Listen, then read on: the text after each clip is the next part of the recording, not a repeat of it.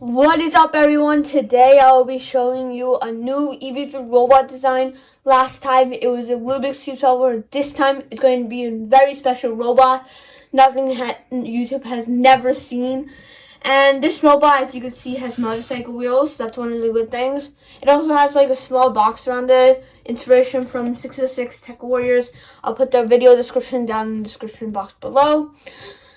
And this brick is very special, and we'll get to that later. One bad side is that it has only one medium motor, which is pretty bad.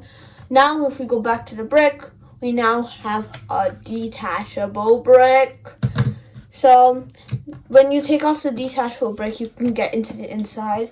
You can take off this wire here.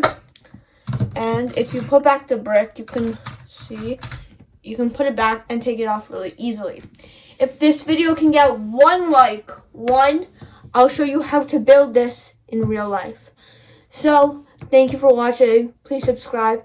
Please like this video and comment down below if you like this robot.